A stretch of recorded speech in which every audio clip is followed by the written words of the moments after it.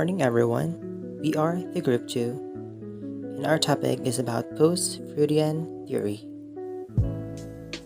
The members of our group is Agriza Mendesley Ayan, Aguirre Faith Sophia, Ala Miss Mariel Faith, Baduya Georgie Maries, Diet Christian May, Celeste Edelweiss, Galyaza Patrick Julius, and Ramos Mark Angelo.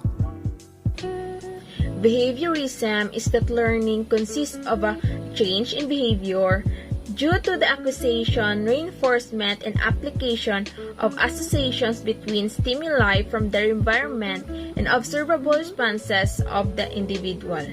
It is also interested in measurable changes in behavior. The best-known application of Skinner's theory is program instructions, whereby the right sequence of the partial behaviors to be learned is specified by elaborate task analysis. Positive reinforcement is a tool that instructors in the classroom can use to aid pupils in understanding an idea.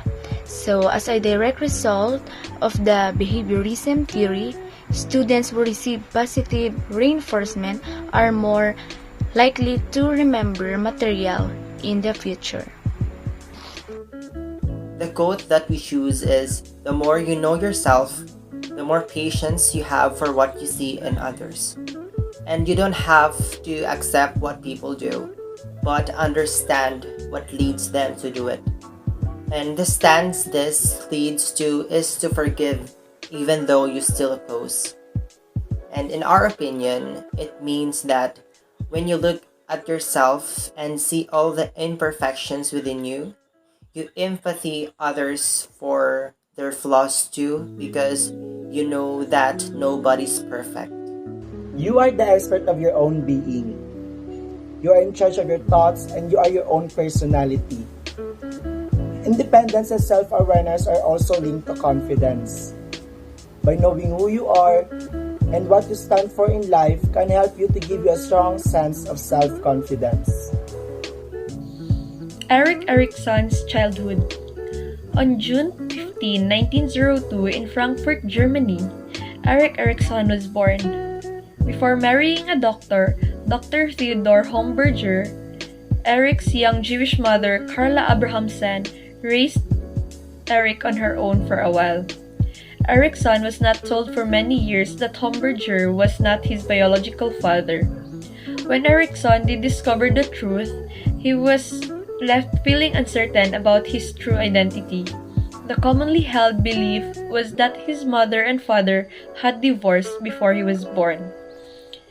But the closely guarded truth was that he was his mother's kid from an adulterous relationship and he had never met either. Erikson's identity. His interest in the emergence of identity was sparked by this early encounter. His interest in self was further fostered as a result of his personal experiences in school. He would later admit, adding that as a youngster, he frequently felt unsure of who he was and how he belonged in his community. His interest in identity creation was sparked by these early encounters, which also influenced his later work. Erikson's young adulthood. It's notable that Erikson never earned a formal degree in psychology or medicine. He was mostly interested in history, Latin, and art while attending the Das Humanistische Gymnasium. Erikson spent a short time in art school despite his stepfather, a physician, wanting him to go to medical school. He soon dropped out and spent time touring Europe companions and pondered his identity. Erikson's teaching. He accepted a teaching post at a progressive school founded by Dorothy Burlingham, a friend of Anna Freud. Erikson's relationship with kids quickly caught Freud's attention and he urged him to pursue official training in psychoanalysis. After some time, Erikson received 2 certificates from Vienna Psychoanalytic Institute and the Montessori Teachers Association, According to Erikson's obituary, he also treated Anna Freud and continued to work at Birmingham and Freud at the school for several years. He eventually had teaching posts at Yale, the San Francisco Psychoanalytic Institution, the Austin Riggs Center, the University of California at Berkeley, and the Center for Advanced Studies in Behavioral Sciences. In addition to Childhood and Society and the Life Cycle Completed, which he wrote on his theories and studies, he also authored Gandhi's Truth, which won the Pulitzer Prize and National. In addition to Childhood and Society and the Life Cycle Completed, which he wrote on his theories and studies, he also authored Gandhi's Truth, which won the Pulitzer Prize and National Book Award. Developed psychoanalytic theory by examining lifelong development, including experiences in adolescence, maturity, and old age. Developed psychoanalytic theory by examining lifelong development, including experiences in adolescence, maturity, and old age. Lastly, his contribution, Erikson spent time researching the Europe of Northern California and the Sioux of South Dakota. He used the information he learned about social, cultural, and environmental variables to further his psychoanalytic theory. His observation of kids also paved the way for more investigation. In his obituary in the New York Times, he was reported as stating, "You see a youngster play and it's similar to wolves," to further his psychoanalytic theory. His observation of kids also paved the way for more investigation. In his obituary in the New York Times, he was reported as stating, "You see a youngster play and it's similar to witnessing an artist create.